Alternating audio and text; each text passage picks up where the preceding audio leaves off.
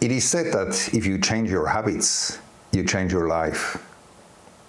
But which habits should we be doing for long-term success and a fulfilled life?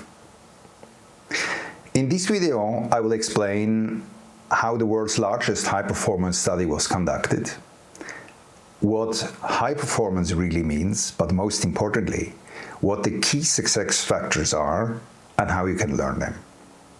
Why does this topic personally matter to me? I have worked over the last 22 years in different sales and leadership functions at IBM and Google. And I discovered these so-called high-performance habits in a phase of revenue pressure at Google.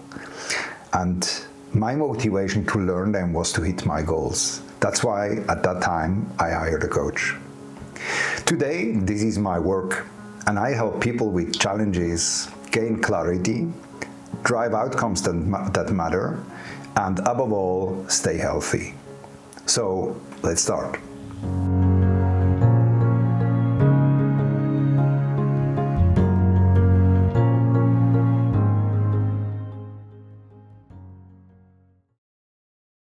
So, let me give you some context first. Fundament of everything I discussed in this video was the world's largest study for high performance conducted by the High Performance Institute in the United States. The guy on the picture is the CEO of the High Performance Institute, also the founder. His name is Brogle. Brendan is also an author. He wrote several New York Times bestsellers, and the one book you must know in this context is the book called High Performance Habits. You will see it later on. He's also the founder of Growth Day app. That's an amazing application for personal development and motivation. If you want to hear a daily dose of motivation, it's a fantastic app. I also add the link in the description. So what were the goals of the study? The goals were two things. Number one, what do the world's highest performing, most successful and fulfilled people do differently? Many people are successful, but many are successful and not happy. So part of the study was those who succeed on the long term and are happy and fulfilled, what are they doing differently? And the second point, which habits lead to dramatic performance improvement and long-term success? These were the two main questions of the study. They assessed more than 200,000 high performers globally. And those who stood out the most, with those they conducted one-on-one interviews to go even deeper. Furthermore, they also considered, of course, the latest academic literature to take into consideration for their assessment. So, first, what is not high performance? What is not working? It may be good advice, it's not wrong, but this alone is not a breakthrough, is to work hard, or to be passionate, to focus on strength, to practice a lot, be grateful, and to just stick to it. All of that may be good advice, but short-term, initial success is not the same as long-term success. Secondly, it is not related to age. It's independent from gender, from nationality, from intelligence, from strength, and from creativity. So what is high performance?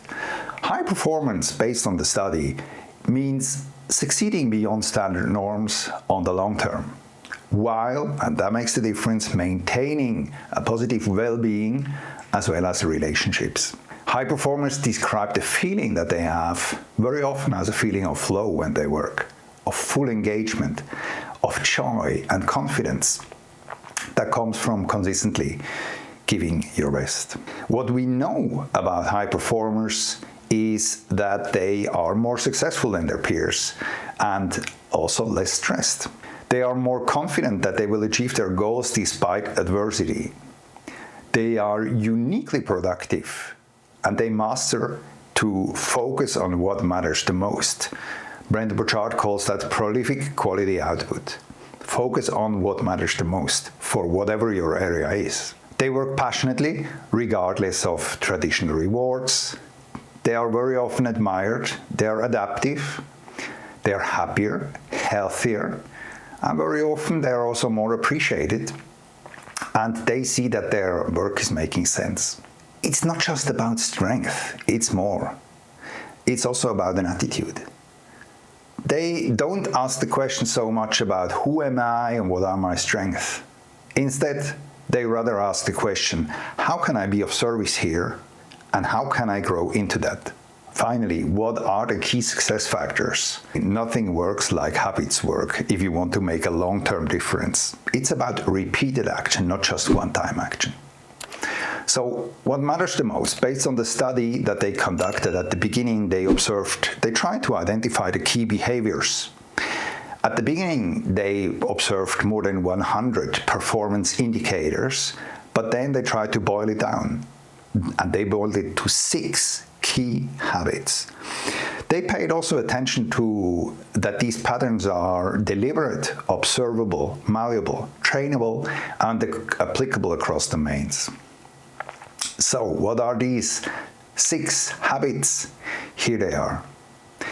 We can separate them into the 3 upper ones. These are the so-called personal habits, or we could also say it's the inner game. And the one underneath are the social habits, the ones where we are in interaction with other people. So let's start with the first one, seek clarity. High performers, they know what matters to them. They know what they want and they know how to get there. Or if they don't know it, they invest time to find that out. That's key. Second point, generate energy. High performers are very, very intentional about their well-being, about their physical, mental, and emotional well-being. Accordingly, they pay a high attention to their nutrition, to their sleep. They exercise several times a week, and they are conscious about what they do. They are living in a mindful way.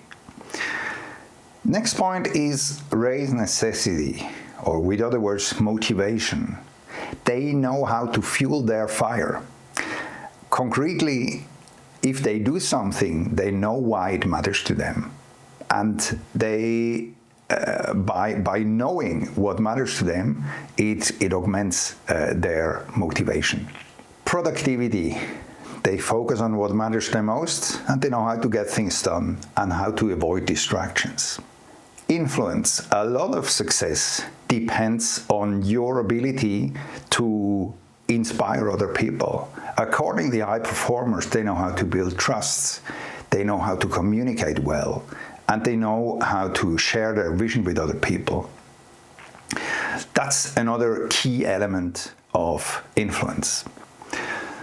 And accordingly, they very often are seen as thought leaders and role models. Courage. High performers, they are willing to take bold action. That does not mean that they are not afraid. They are afraid as other people as well. But they are conscious about the goals that they want to achieve, and if they have the choice between fear and courage to achieve their goal, they decide to walk down the path of courage. Now, how can you learn these habits? There are 3 possibilities. You can work with me as a coach and simply book a first call, a strategy call, to assess your situation and goals. In the description box, there is a link where you can book such a call with me. Or second, you can buy the book, High Performance Habits. I don't get any commission, but it's an amazing book and it has a lot of valuable advice. Or third option, you can immediately right now on YouTube watch one of the 6 videos that I produced for each of these habits, in which I give you very concrete action you can take immediately to start in each domain. I wish you the best of success and look forward to see you again.